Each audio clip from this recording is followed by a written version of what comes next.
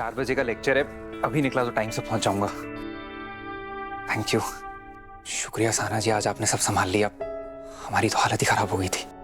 कैसी बातें कर रहे हैं, हमारा भी तो परिवार है, उनकी सुरक्षा करना हमारा फर्ज है। लेकिन कल हमारी वजह से आपको अपने भैया भाभी के सामने इतनी शर्मिंदगी महसूस करनी पड़ी। हम तो बस सोचे थे कि शायद थोड़ा अलग बन के यहाँ सब में घुल मिल पाए। साना जी, अगर आपने किसी के कहने पर कुछ सुन के खुद को बदलने की कोशिश की तो किसी और का तो पता नहीं, सबसे पहले हमारा दिल टूट जाएगा। हमने उस ढाबे वाली साना जी से प्यार किया है जो खुद भूखी रह जाएंगी पर दूसरों का पेट जरूर भरेंगी, जो अपनी जान की परवाह किए बगैर आग से उलझ जाएंगी। साना जी, आपकी ताकत, आपकी खूबसूरती आपके चेहरे में झलकती है और इसी साना से हम प्यार करते हैं जिसे किसी मेकअप की जरूरत नहीं है।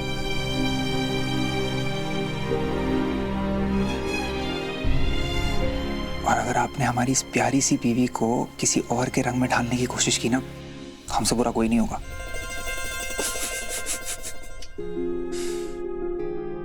साना जी, जाने का तो बिल्कुल भी मन नहीं है, पर क्या करें, जाना पड़ेगा। हम आई मिस यू। हमने तो कोशिश की थी कि मुरली को एहसास हो जाए कि जाहिर गवार उसके लायक नहीं है, पर यहाँ तो और ही उल्टा हुआ चल रहा है।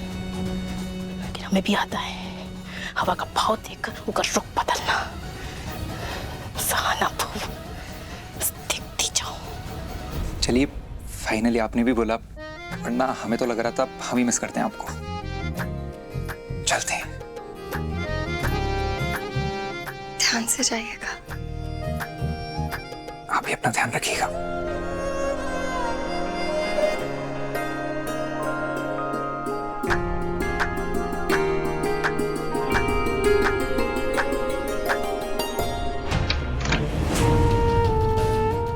इनकी कुर्सियों पे हमने आग ना लगा दी ना तो हमारा नाम भी कौशल्या नहीं।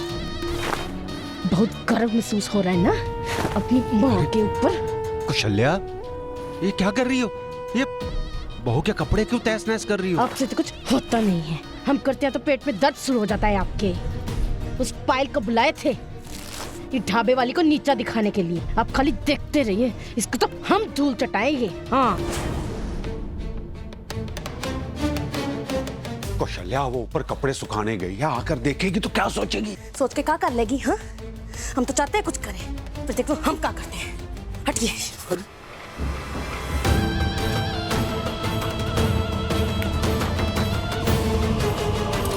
हमारे बेटे को पागल बना के उनको जीत का जश्न मनाने देंगे का? कौशल्या, मत करो।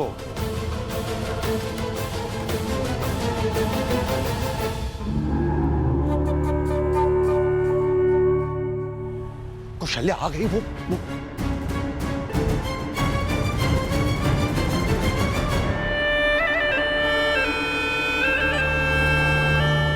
अरे सहाना जी, थोड़ा चाय वाय पिला दीजिए। जी। हो गया हमारे घर में।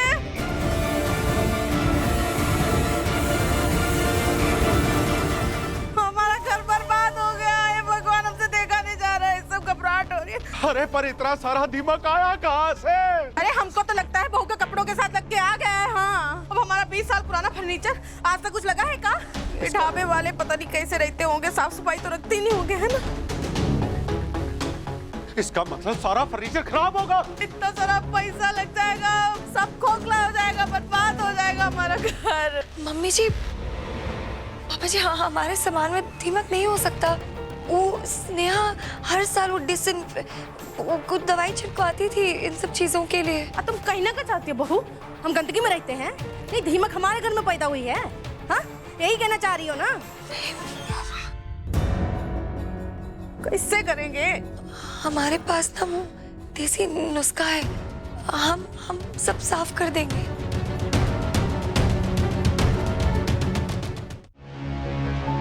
तुम्हारी हिम्मत कैसे हुई यहाँ आने की? वहीं रुक जाओ। यहाँ का आए हो? हम मधु बिटिया के बारे में कुछ नहीं सुनेंगे। हम यहाँ बहुत ही जरूरी और संवेदनशील मुद्दे पे बात करने आए हैं सासू माँ। माँ, सासू माँ, ये सारे ढकोसले बंद करो, सीधे मुद्दे पे बात करो। का बात करना है?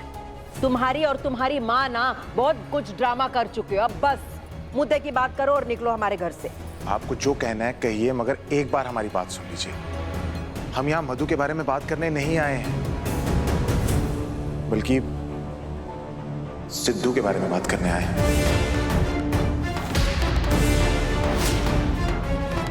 सिद्धू वो स्नेहा के प्यार में पड़ा हुआ है।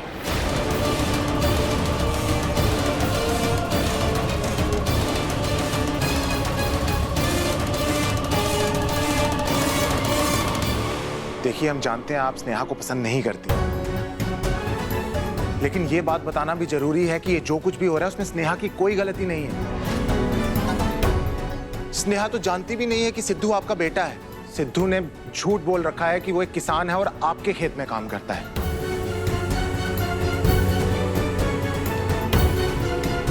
वरना वो ऐसे लड़के के प्यार में क्यों पड़ेगी जिसके खिलाफ उसने खुद पुलिस में रिपोर्ट लिखवाई है? आप सोच के देखिए।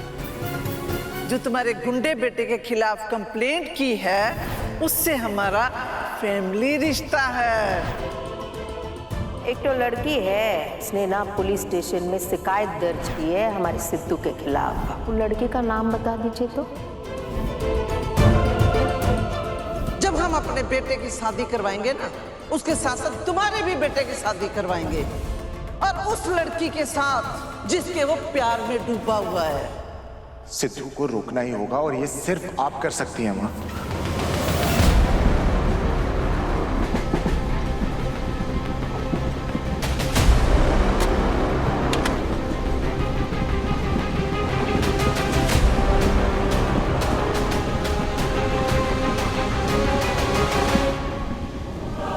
क्या कर रहे हो तुम? अरे बचपन का एक दोस्त मिल गया था, तो उससे गप्पे लड़ा रहे थे। आते आ जाओ, खाना भी नहीं खाए हो ढंग से। आते 2 मिनट में आते।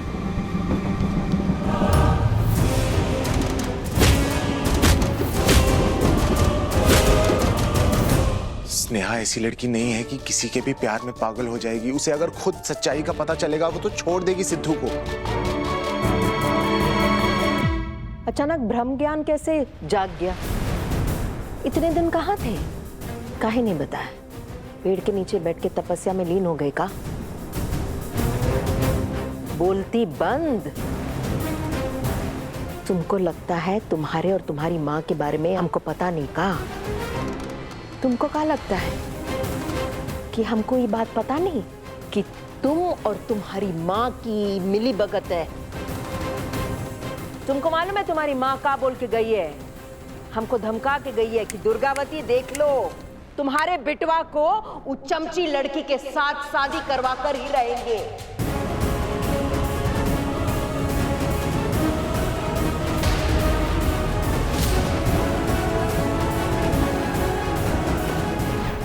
प्यार के नाम पे सिद्धू ने स्नेहा को पागल बना के रखा हुआ है बस।